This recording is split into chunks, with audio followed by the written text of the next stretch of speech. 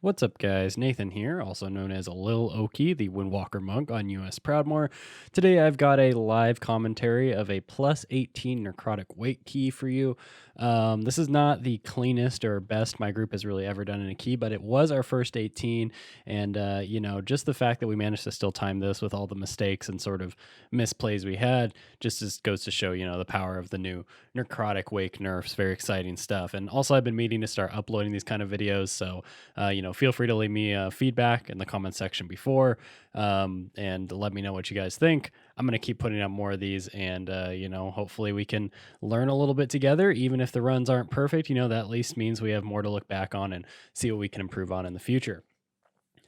Anyway, so we open up hard here, and I don't know what I really do here. I was kind of doing my intro, so I didn't really pay attention to what I did rotationally, but I do usually pop all my cooldowns at the start, and I chose to do that here, but I did like basically 0 damage, so not really sure what's going on with that, but not really a huge deal. We also have our new fire mage friend. Well, he's not a new friend, but he's a fire mage, and we don't usually run with mages, so we're not really super used to playing around those big combust windows. So ideally, I probably should have just held cooldowns here, and you'll see why as we get to the first boss. It kind of messes up my timings for the first sort of fourth of the dungeon overall, which isn't really a big deal, but if I were to sort of respect the combust, I probably could have just held my cooldowns and maybe used them for this pack or maybe the upcoming pack. But yeah, as you can see here, we're doing a sort of blight bag with the harvester with the vanguard, pretty standard pull. We don't really do a great job kicking here. I'm calling myself as being on the vanguard. I do get the vanguard kick. I don't think we had anybody call the harvester. Ideally, I think the mage probably would have been on that one, but again, I think this is like his third or second time running with us, so we're not all super comfortable. Here I kick the vanguard a little bit late, gives it a shield. Big yikes. Those kicks are very, very short. You need to make sure you get them right away. And I don't really play with focus or mouse overs or, any of the things that makes kicking easier like I should in Mythic Plus. So, the Vanguard does have quite a bit of a tight timing to it. Also on the topic of weapons, I don't know if I mentioned this at the start. I don't think I did. I was still doing my intro, but we like to pick up the hammer and then the spear. I think we usually put it on our healer, or we did it on our mage this time. Interesting. Okay, well, we usually put at least one set on our healer. It's very important, in my opinion, to get at least one set on your healer because your healer, obviously, it's least important for them to have good uptime during Lust when we're blowing up a boss. So, also helps them pad a little bit. Healer likes to see big numbers at the end of the dungeon. Good for them. So, in my opinion, I think it's really important. And you want to always pick them up in the order of hammer and then spear next, because if you pick up the spear first, then it's going to throw the hammer first. And you want to spear first because the spear causes the enemy to take increased damage. And of course, you want to have the enemy take increased damage from the hammer. So always pick it up in the order of hammer and then spear. It will then queue up the last item you picked up first. And as you can see, I missed another Vanguard kick. I think I'm 1 for 3 on successful Vanguard kicks right now. You really want to kick them before they even get any of the channel off at all to sort of minimize their, fake fleshcraft shield. So start of the dungeon here, not super great. I think we're kind of just getting in the groove of things here. Warm up key TM, as I like to say, trying to make sure we get our kicks down, trying to make sure we're using our cooldowns properly. And as you can see here, because I chose to use cooldowns at the start and then use cooldowns again at that secondary big pack, now we're going into the first boss and we have Weapons of the Order and Zuen are actually both down going into the boss. So I'm going to have a few globals where I don't actually get to use my big burst, and that's not good. You don't want to do that. You want to make sure you have all your cooldowns up so you can stack them with the Prideful buff, so you can stack them with Lust. So that was a bit of a misplay. The silver lining of making this sort of mistake, and the only reason why I say sort of is because I play with Inscrutable Quantum Device, which, as you guys may know, is a 3-minute trinket, which is unbelievably awkward for 2-minute cooldown classes in Mythic Plus. It means it's just every other is when you're actually going to be able to use it. So I may not be able to use Weapons of the Order in Zuen right away, but I do get to use my Inscrutable Quantum Device, which is a big old damage buff. So you can see I didn't burst super hard right away, but once I finally got in the sort of swing of things, we start blowing up the boss. And as you can see here, we're also not using the weapons on this boss. This boss is kind of a pushover. I mean, even in Tyrannical weeks, you can see, we're just deleting this guy on Fortified here. And we also forgot to Lust. So If we would have lusted, this guy's like already dead right now. But yeah, even on tyrannical weeks, we haven't done this key at higher than an 18. So maybe if you start hitting like the 20, 21 range, maybe you can't just delete him with the sort of the anima golem buff and prideful and lust. But I don't know. Worst case scenario, I see you maybe get like another fetid gas rotation, and we could have like used the entire sort of right side of the arena and just continued to put those sort of gases in the bottom there. And looks like my cat's trying to mess my shit up right now, so just give me a second. Okay, sorry about that. You know, Harry likes to get his attention, and he likes to see that, you know, I'm focusing on the computer, and when I'm focusing on the computer, it's not him. So big yikes. So right here, we're getting into this double corpse harvester with soldier's pull. There's nothing super scary about this one. 2 melee and like maybe 1 AoE stun can kind of just like handle these pretty well. As you can see, my kick wasn't quite up, so I chose to ROP that harvester there. Not really a big deal. This pull isn't super scary at the key level we're at right now, so I don't feel bad about committing ROP for a kick like that. If anything, I should have used ROP a little bit more early on because my tank was getting chunked by that first Vanguard pull at the start of the dungeon. And as you guys saw, I did not use it, and that's a bit of a faux pas. I haven't used Tiger's List yet either. So like I said, you know, you can really see a lot of mistakes in this run. Obviously, when you watch back yourself, you can see more mistakes than you can see at the time. But specifically, this run is kind of a shit show for me. But that's okay. You know, we're still chugging along. Haven't had any deaths yet. Haven't had like unplayable amounts of DPS loss or anything. Okay, so we go into the Blight Bag pull next. This is good. The Blight Bags came up right as we finished that pack, so we could sort of combine them in and get the percent that our tank likes to get. Very nice here. Sometimes we end up waiting a couple seconds for the pat if our timing is not great, or we end up combining it before we want to. I detox myself here. This is something that's very important about Windwalkers, and I need to get better at it too. And I think it's the reason why people don't do it as much is because we just pump so much damage right now. So it's easy to just sort of be a flavor of the month reroller or somebody who just loves to just mash damage. But you need to remember Windwalker does have a lot of utility. So I detox myself twice there. Takes a little bit of pressure off the healer. The debuff there is not a lot of damage, but it's enough so that you should be detoxing it. And if you want to be high IQ, you can also file it, and you can also detox one of your party members. So here we go to get the anima buff again from the golem, and the spawn is not favorable. Sometimes the spawn can be a little bit close to those ads, and we don't want to get those ads. If I was smart, I could have ring and pieced those ads away, and I could have picked it up because ring and piece does not put you in combat. So I could have easily just ring and piece there. I also just ate, I think it's a Grim Fate is the name of that circle green AoE cast, but I ate one of those and then I dropped it on my tank. So big yikes for that. If you get that, just walk out. I know I was rolling cooldowns, I was being greedy, but this key's fortified. Just walk out. And I think my cooldown usage here is actually pretty good using CDs on that pack. And the reason for that isn't because that pack is particularly scary. It is a little scary with the inspired sort of frost bolt volleys there. But it's good because we can roll it into this pack. And you want to make sure you have a little bit of damage for these cleavers every time. Because when they pop Bone Shatter Shield, you need to at least, you know, have resources pooled up. Ideally have like a small cooldown rolling or something, because you really want to kill that Bone Shatter Shield. If you get the Bone Shatter Shield down, those enemies will instantly pop, which just turns them from one of the scariest mobs in the dungeon to literally just a pile of bones on the floor. We touch it at the final bargain because we don't have any way to kick it outside of Paralyze. Let's just kill it, you know, nothing wrong with that. Tank goes back for the exhaust buff, and we're going to do a little skip here. We just execute with a Potion of Hidden Spirit. My warrior does do a very cool thing here. She's a Venthyr Arms Warrior, where I don't think I really show it here, but she blinks forward to grab one of the weapons here. I think it's the spear into the hammer on the right side, and then she'll like heroic leap over.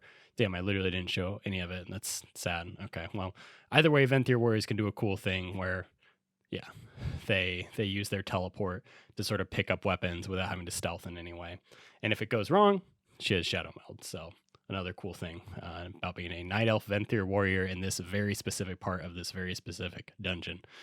So we're going for the Marauder pull here. I don't quite have my cooldowns up in time, but I think they come up right as the Bone Shatter Shield comes out. So this is actually perfect here. This looks like it's getting hairy, especially with storming, but it's not. You know, we just pop both those Bone Shatter Shields, no big deal. And I still have cooldowns up, rolling into the Prideful. It's definitely like an overall damage loss to be using cooldowns on Prideful, but you really need to not be greedy. Sometimes, if everyone's playing a game of chicken and they're like, I'm not pressing damage cooldowns, I'm not pressing damage cooldowns, I'm not pressing damage. Sometimes you just got to take one for the team because you can just see our life like already ticking down. Like this Prideful is at 10 stacks and like, we're almost in danger here. And I think our healer might have had Divine Toll here, which is why it wasn't as scary as it could have been. But yeah, I mean, we're still dipping. Our life bars are looking pretty uncomfortable. I'm sure my healer's sweating just a little bit right now.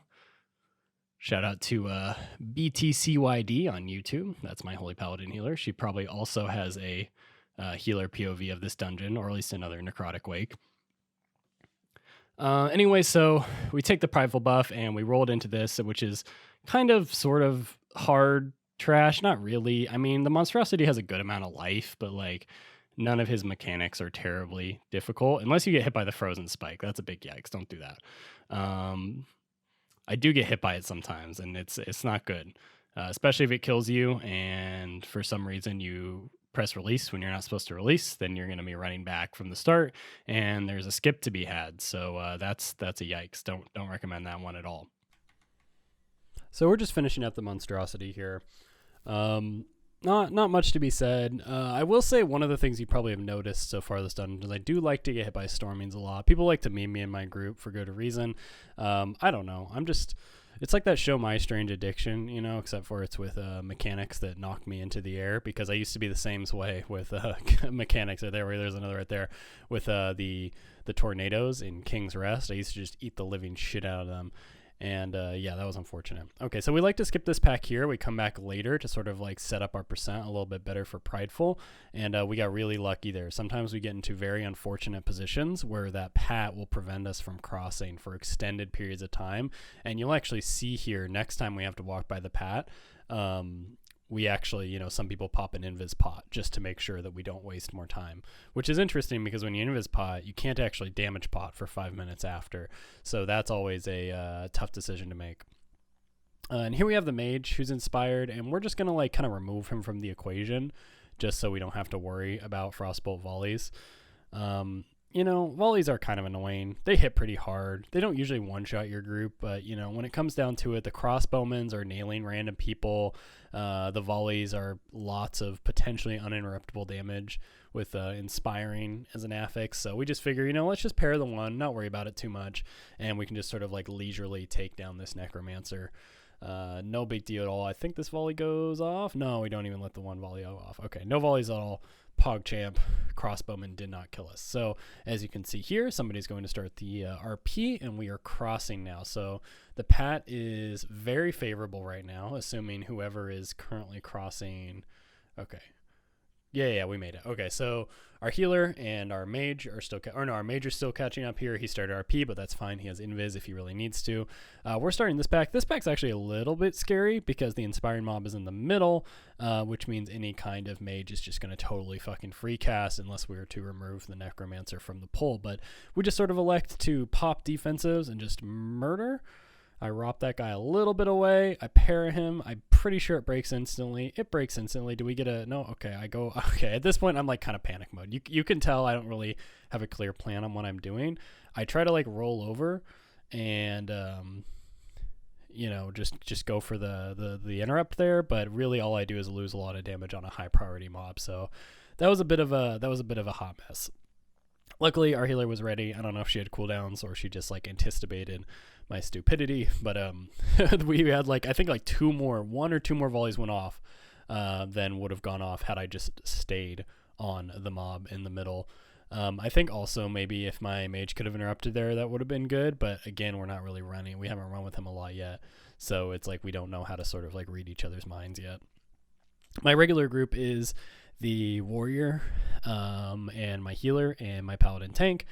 This is usually what we run with. This is not an optimized mythic plus comp, but we're just friends and we're trying to push as hard as we can with the classes we like to play. And at the end of the day, I mean, that's what we like to do. That's fun for us. So here we get a very unfavorable pat. It's super close. I think I just try to play it like a crazy person. Okay, I make it. No big deal. But other people pop the invis pot. They're not even going to just risk it at all. No big deal.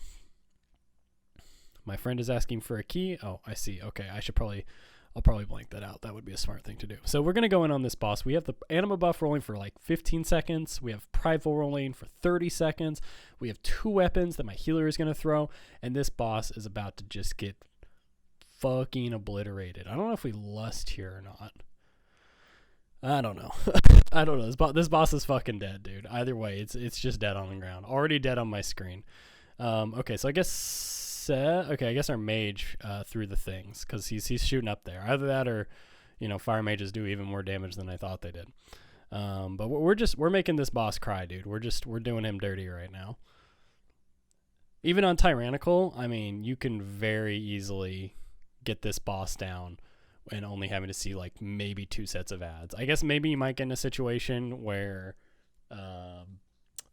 you don't quite have enough damage. You might have to see a 3rd set of ads, but we have ways to plan around that. We have prop paladin divine toll, just like interrupts them. Prop paladin divine toll just interrupts them all, brings them all in. You can have people sort of like run out. I've even been known, because I'm a cold Tyran, to sort of go out there and look at me. I'm just checking like, oh my god, that man just fucking popped off. That's what I'm looking at right now.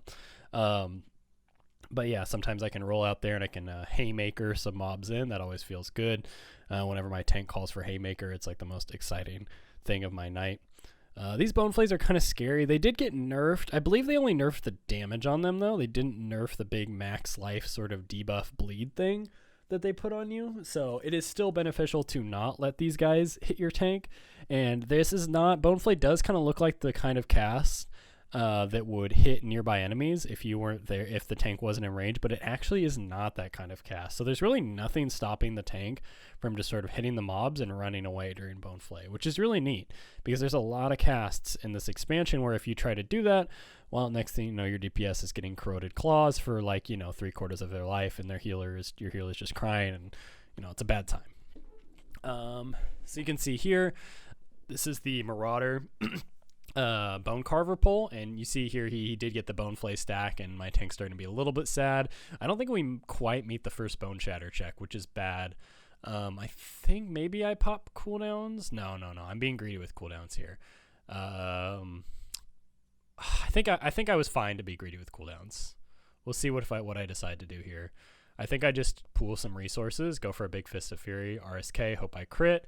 And again, I should have popped cooldowns. So you can see here, I was being greedy with cooldowns. Had I just popped cooldowns at the very start, yes, I would be rolling with cooldowns, doing nothing for like 20 seconds. But my mage wouldn't be dead, so that would be cool. I bet I break down and pop cooldowns here. No, I don't. Okay. So, just goes to show another mistake here. Was I think all of us kind of did that thing where we played a game of chicken. We all didn't want to pop cooldowns, and that's just wrong. Okay, and see, I'm going up. I'm going to click it, and then I'm like, wait a minute. Weapons. We forgot weapons, guys. I said, okay, I'll do it. I'm going back for them. So, again, there is a hammer and a spear down here. We got to pick them up in the right order, so we don't actually get the spear yet. We have to walk by it and then backtrack. Feels sad, man. We get the hammer, and... we go over, and you see I'm going to grab the spear. I always get like a little bit spooked about pulling this pack, even though I don't think it's like really even remotely close. And I can always ring a piece. Ring a piece is a big get out of jail free card for not pulling packs. You can actually do some cool skips with ring a piece and paralyze. The big one, of course, is in Mist of Tyrna Scythe. Maybe I'll show that sometime, but my tank now has me do that regularly. So we're going up here. We're going into a pull, and I bet I'm going to be greedy with my cooldowns again, because at this point, the pack is probably like half dead, so I feel like I shouldn't use cooldowns, but then this pack is going to probably take longer than it needs to. Which you'll see here is like, we got the Cleaver, we got the Spine Crush. Oh my god, she's being launched into the air. She almost dies. And again, how long have I held my cooldowns now? My cooldowns have been on sort of like available for a pretty significant amount of time, like almost the duration of entire cooldown itself. So this is just big damage loss McGee's here. Not even just damage loss McGee's, but just bad. And then, we do that with the Throw Cleaver. And at least I'm going to be able to have cooldowns for the Stitch Work. That's probably why I hold it. This pack can be very scary. The Stitch Work will just fucking rip your tanks. But open. I don't know if I can say that on YouTube, but I'm saying it. So you really want to make sure you single target here. I do pad a little bit. You can see, as a career DPS player, sometimes I see the opportunity to pan. I can't help it, but I am trying to mostly single target here, because if you just mostly single target here, you know, those guys are going to cleave down. It's not a big deal. And none of these guys are going to really kill your tank unless you let some unfortunate sort of collector casts go off, which we are doing our best to interrupt, and we're doing a pretty good job. But yeah, Stitchwork died. 3 stacks on my tank. If that would have been 4 stacks, tank probably would have had to bubble. My tank almost always plays Bubble Taunt in almost every dungeon. After the recent nerfs to sort of unavoidable tank damage, I think he's been able to choose not to run it more often now, but he still sort of elects to run it more often than not. So I think we go for the Paralyze here, mainly because we have the Collector in that pull, and you really want to be able to kick the Collector. If you let Gore Splatters go off and you let Drain Fluids go off, like, it's a wiper. Gore Splatter is a lot of fucking damage to go off. And I'm sure you guys have all been targeted by Drain Fluids in this dungeon. At any difficulty level, being the person that's just sitting there locked down, like yeah, I don't know, dude. It's like that meme of that kid holding the styrofoam cup, like looking to the side, like really? Like, can somebody do something about this? So yeah, you got to make sure you're kicking the Collector every time. So now after we kill the Collector, we combine the Soldier. We're murdering the Soldier right now. This is a pretty inefficient pull, the way we're sort of doing in even health pools, but you really want to respect the Collector, and I don't think there's any issue with sort of eating a bit of a damage loss on this. The real damage loss that we've had so far in this dungeon has been misplaying inside of cooldowns, like at the start of the dungeon, and holding cooldowns, like on that Cleaver Bone Flayer pull. So we get our Prideful here. This is kind of like a throwaway Prideful. I mean, it's not like a throwaway Prideful. It is nice for some of the upcoming packs here, but we don't get to like use this to like delete a boss or anything. We're kind of just using this to make, I think, an upcoming Stitchwork pull be not as scary, because Stitchworks, like I said, can be kind of scary. And here I am leaving my mastery buffs on the ground. That's no good. Okay, there, I'm picking them up. Thank goodness. Do I get the last one? Oh, get the last one, Nathan. Oh, I don't get the last one. Okay. For those of you that don't know, the Pelagos Soulbind expels these little orbs on the ground. You pick them up. It makes the 350 mastery buff that Pelagos grants actually last longer. So if the Uke have the ability to move around and pick them up, there's no reason not to pick them up, and I just sort of left them on the ground there. Bit of a misplay. But you know what? That's okay. We learn. We keep playing. We get better. So we're using the Prideful buff here. I don't think I commit any cooldowns to this, but we do Combust it, which is nice. Combust makes things go bye-bye very fast. We kick the Gore Splatter. We're murdering the Stitchwork. Probably going to TOD it here, because fuck this guy. Get him out of my game. We're going to keep murdering here. Yeah, dang, I remember, man, early Necrotic Wake stuff. I don't know if the Stitchworks themselves were ever nerfed. They might have been. It might just be like all the other stuff around them was nerfed to make them less threatening in general. But, man, early Necrotic Wake, like two stacks was like borderline death, and 3 stacks was like, you better hope your tank has an immunity, aka is a paladin. So we're going to do this Leo Creation pull. There's not much to say about this pull. I guess I haven't really talked about it much, but for those of you that don't know, the Flesh Crafters will occasionally throw cleavers, and you really want to line them up so the cleavers hit other mobs. The cleavers will hit anything in their path. They won't pierce, but they'll hit the first thing in their path. So if there's no other mobs up, we usually ask our tank to soak it, but usually there is another mob up. So when you do that, you want to make sure the cleavers are hitting the enemies that you want to kill. The Leo Creation is usually the easy choice, but sometimes when there's only 2 of the throwers up, or cleavers, whatever you want to call them, I forget what they're called, Flesh Crafters, sorry. If there's only 2 of those up, then you need to make them throw at each other, which you'll probably see in the upcoming pull. My tank is kiting a little bit here. I could probably have Tigers listed him, but let's see. I bet he's going to call for it soon, because they're getting closer to him. Maybe. I'm Fist of Fury for him. No, he's strong. He's strong. He doesn't want to kite. Okay, I don't know what I'm doing here, but I do kind of like explicitly remember this part of the dungeon as being like, what am I doing? I don't have good focus. I'm kind of just using Spinning Crane Kick. I'm not kicking things that matter. I'm kind of just running away. I just sort of haymakered a random soldier for fun. This isn't just a damage loss. This is kind of just like a focus loss. Like sometimes, I don't know. I'm just like, I think it's probably because I'm just kind of like ADHD or whatever, but sometimes I kind of lose focus on the important parts of the pull. And I think at that point I was not doing a great job of focusing on the things that really mattered, which was, focusing down the mob that could kill us and making sure we were kicking him. But luckily, as usual, my warrior was on top of things and just kind of carried us through that one. So you can see here we have the double arrow mechanic. Our mage, like I said, kind of new, so he didn't quite realize what you had to do there. But I think our paladin had the other one, and he did a good job of, or she did a good job of making sure it threw into the other assistant. But my mage, unfortunately, didn't. He walked to the side and just got hit. And luckily, he didn't get one shot, which is kind of surprising. I'm just eating a lot of tornado damage here, but at least I pressed all my cooldowns. This is a really good time to press cooldowns if it lines up well, because these guys are dangerous, and assuming you don't have insane DPS that's going to murder everything really fast, it's a pretty good time to just kind of like delete these guys, and then you'll have cooldowns up just in time for the boss. Sometimes if your DPS is a little faster, you might want to do it on the upcoming Stitchwork pack. Or, if your DPS is a little slower, you could do it on the upcoming Stitchwork pack, but it felt like a good time for me, and I'm more than fine with it. As you can see here, this pull kind of took a while anyway, even with full Zuen Weapons of the Order. Probably misplayed my cooldown in some way, but I'm watching more for general sort of dungeon commentary, not nitty-gritty how to do max damn Windwalker. So this pull is kind of scary. Gore Grind is basically a Stitchwork on crack that also has this sick gut slice mechanic that if you get hit by it, it puts a very, very nasty bleed on you. Like nearly one-shots you on itself, but it also just puts a very icky bleed on you. So you really don't want to get hit by it. I have noticed I had a very interesting interaction once where I got hit by a gut slice, but I was able to Whirling Dragon Punch. And when you Whirling Dragon Punch, if you're at like the height of your jump, I think it has some weird Z-axis bug and you don't get hit. So that happened to me once, and I have never been able to replicate it since.